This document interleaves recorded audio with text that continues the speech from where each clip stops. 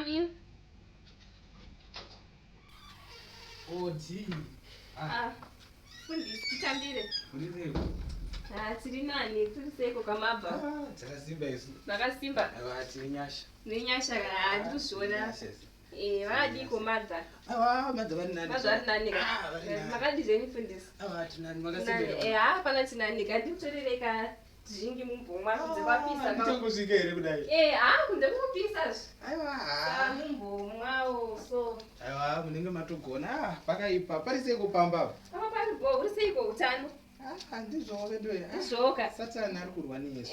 Asi kana mana nezviri nani so. Aiwa, kezvino ndatosimba. Simba zvapera. Ndandisingakwanisi kana kuti kuti. Asi kezvino hangu kudya ndokuri kunetsa. Kubva zvandaichirwara kuti mudye zvekuti zvifambe zvakanaka. Kubva pandiri kurwara apa? Handisi kutokwanisa kudya. Pakaipa. Ndikudirirei. Aiwa, direi mama. Ndikudirirei. Pamusoro iyi. All right. Mufana dirai zvenyu. Dirai. Kwapisa kawo. Dirai rizari. Ewe. Rofanira kuzara. Pakaipa. Handisi kukwanisa kudya. Ameno kuti chii? Azadzai. Handisi kukwanisa. Baba mozodikwa. Ndinotoziva. All right. Ndotori download rakatodai. Yawanda. Chawanda chimanja. Mvura. Zvakaoma mudikani. Satani anorwa nesu. Isu watema. Asikana mana nezviyazvindano mapurayers akabasa. Ika zvino here? Aiwa, ndasimba. Masimba. Wedzerai. Ndowedzera. Wedzerai. Ewe. Sorry. Aiwa, dirai. Dirai rizari. Vabudawo vaenda kubasa. Havasiye vashandi. Handi. Ende zvakanaka mai. Mwari unoropafadza. Bhaibheri rinotaura kuti ndinoropafadza chaunobata nemaoko havasi kunoba.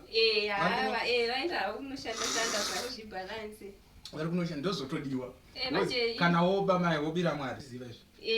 Saka vana ndakatoti kana ndivashinda kuchikoro ndototi tichoti ndichovaisira paya kuti mudumbu usazonyanya kuti kwapisa kawo. Akwapisa. Amuna chimwe chamamabikere chiri nane.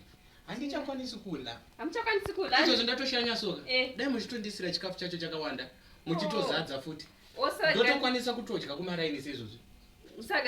Saka kubhoila angu zvimasa yakubika ndasandabika zvangu ndaita kuzoti kana vana achaenda vana dzobva kuchikoro chi ndopandozongo konditetiriti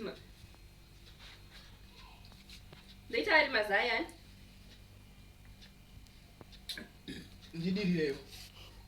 ndidirireyo. Mwari ari kubata vedu. Rambai muchinamata.